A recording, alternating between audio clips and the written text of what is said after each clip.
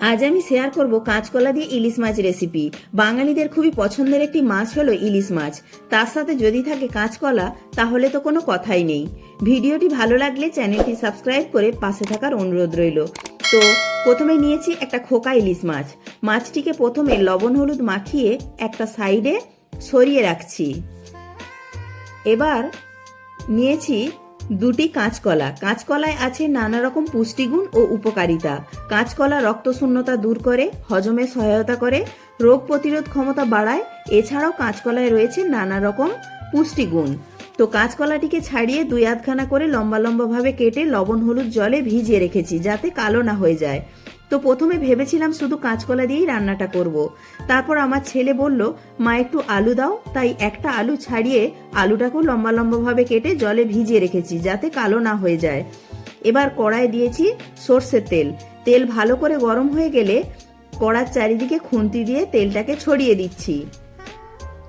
এবার ইলিশ মাছের পিসগুলো একটা একটা করে তেলে দিয়ে দিচ্ছি।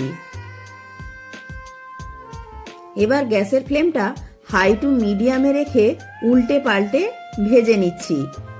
তবে আমি মাছগুলোকে বেশি লাল করে কড়া করে ভাজবো না, হালকাভাবে এপিট ওপিট ভেজে তুলে নিচ্ছি। যেহেতু ইলিশ মাছ তাই হালকা ভাজলেই খেতে বেশি ভালো লাগবে।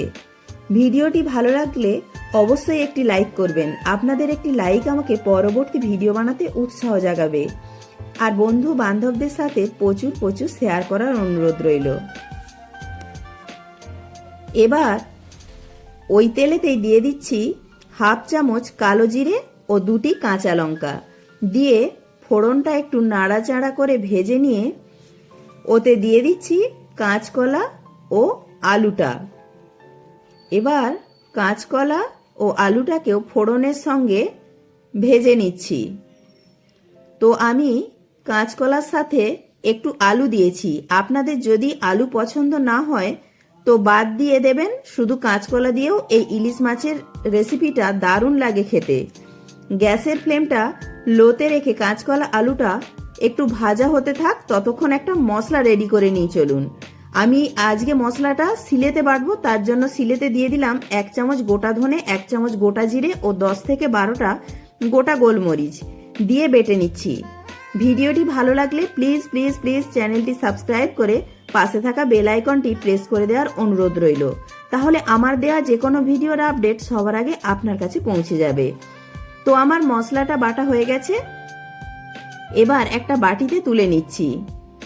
তো এইদিকে যে কাঁচকলা ও আলুটা ভাজা হচ্ছিল, তো ভাজা প্রায় হয়ে গেছে। এবার ওতে দিয়ে দিচ্ছি কিছু গুঁড়ো মশলা। প্রথমেই দিয়ে দিচ্ছি স্বাদ অনুযায়ী লবণ, হাফ চামচ হলুদ গুঁড়ো, হাফ চামচ ঝাল লঙ্কার গুঁড়ো, একটু কাশ্মীরি লঙ্কার গুঁড়ো যাতে রান্নায় রংটা খুব ভালো হয়।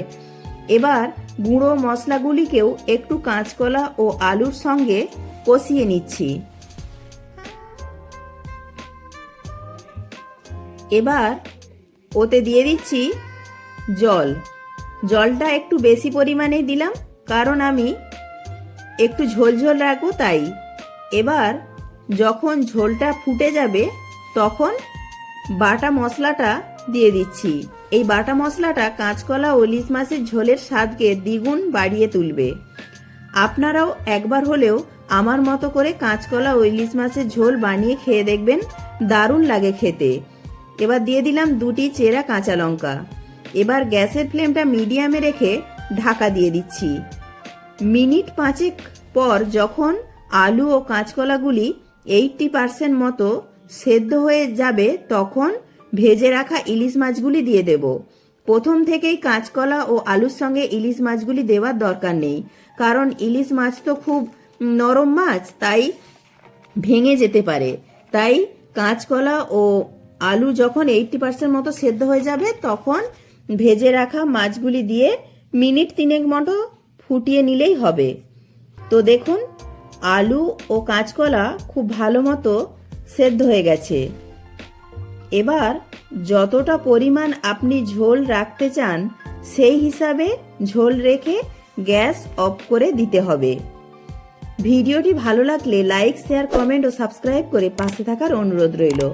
আশা করছি রেসিপিটি আপনাদের ভালো লাগলো। ভালো লাগলে বাড়িতে একদিন হলেও ট্রাই করে দেখবেন, দারুণ লাগে খেতে। এবার পরিবেশন করে দেব। তৈরি হয়ে গেল কাঁচকলা ও আলু দিয়ে ইলিশ মাছের পাতলা ঝোল, যা গরম ভাতের সঙ্গে খেতে দুর্দান্ত লাগে। প্রত্যেকে ভালো থাকবেন, সুস্থ থাকবেন।